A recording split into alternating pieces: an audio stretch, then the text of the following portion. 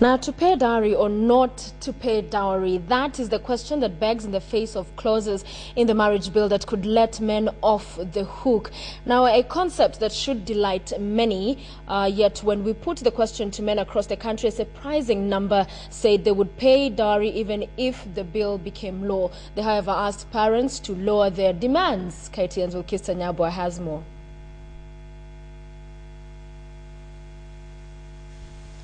Most couples dream of the white wedding, their day in the spotlight when they start their new life together. But before they can get to this point of wondrous happiness, they must jump over one major hurdle, paying the dowry. And almost every community has elaborate rules in place as to just how this should be done. Among the Mijikenda, the bridegroom would bring the bride's father a monetary gift, while her mother would receive maziwa ya mama.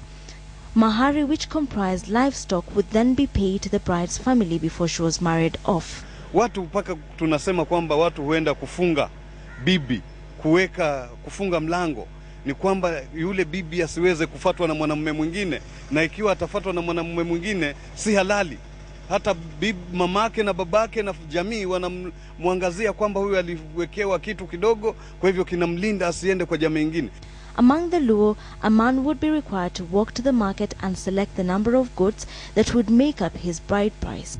While the Kikuyu do not believe in one-off payments of dowry, instead, after the initial payment, the bridegroom will make occasional visits as the years go by to settle the debt.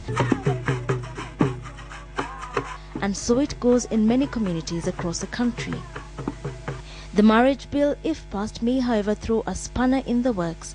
Section 15A on matters not affecting the validity of marriage stipulates that a marriage which in all respects complies with the express requirements of this Act shall not be invalid by reason only of non-compliance with any custom relating to dowry or the giving or exchanging of gifts before or after marriage, a clause which many take to mean they would no longer have to make payments of dowry.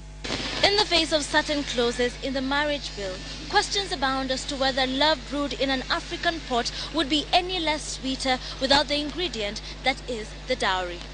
A section of Kenyans hold fast to the belief that the dowry payment should remain in place. Their reasons varied. A number think that it brings families together. The two parties cement their relationship so that if something happens one side or the other side, they are free to intermingle, to visit one another, to interact, and they are now part and parcel of one unit. While others think it is a sign of commitment and the glue that may hold a couple together. I love my husband, and the reason I love him so much is because he accepted the responsibility of kukuja kwetu na kupatiana dawa. Now that he did, he ties him. Anaonanga it's hard to go back and do the same. So I find it very, very nice that he paid dowry, and he finds it's very difficult to do it again. But what is the rationale behind the payment of dowry? Those against it argue that dowry is costly and amounts to the sale of a woman to a man, thus lowering her dignity. Others, however, say it should be perceived as a sign of appreciation. And I think if you really want that person seriously, you should be ready to do something to show appreciation to the parents. These parties argue that for this reason, parents should demand a token gift instead of an amount that may be well beyond the bridegroom's reach. Ajira imekuwa ngumu. Sasa sisi tunatoa ng'ombe kama 2, 3. At least hapo ndio sisi tunaweza kuwezana nayo. Hatuwezi toa mahari kama vile kitambo walikuwa wanatoa ng'ombe 12. The dissenting views rearing their heads as the younger generation argues that the time for bride price is past, so that with or without the enactment of the bill into law, to pay dowry or not to pay dowry remains the question.